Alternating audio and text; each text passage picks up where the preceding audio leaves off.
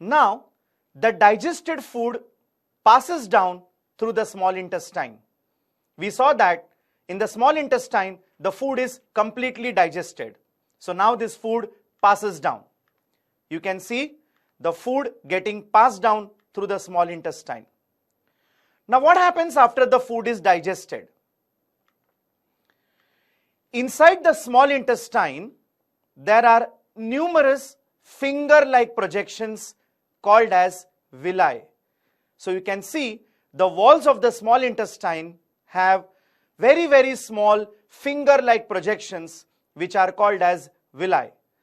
Singular is villus and plural is villi. Now these villi are responsible for absorbing the digested food. So after the food is digested, it passes down through the intestine and the villi absorb the digested food. How does this happen?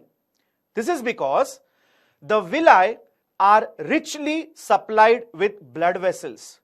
You can see the finger-like projections called villi, and from inside these villi are richly supplied with blood vessels.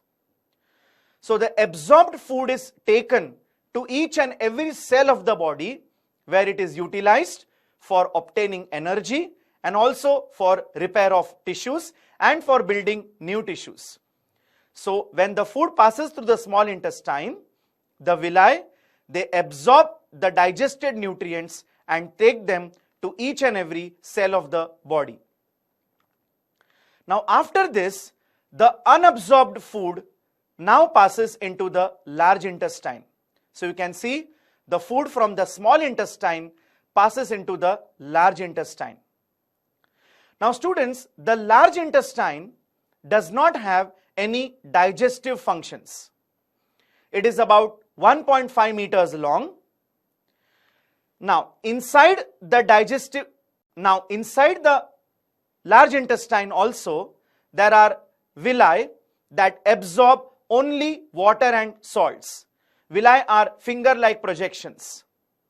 So from the remaining undigested food, whatever water and salts are remaining, it is absorbed by the villi present in the large intestine.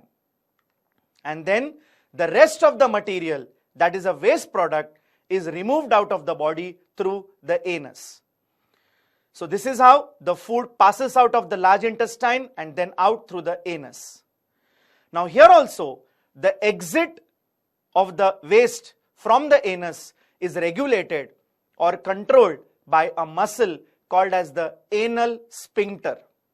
Again, it is a type of muscle which controls the exit of waste products from the anus.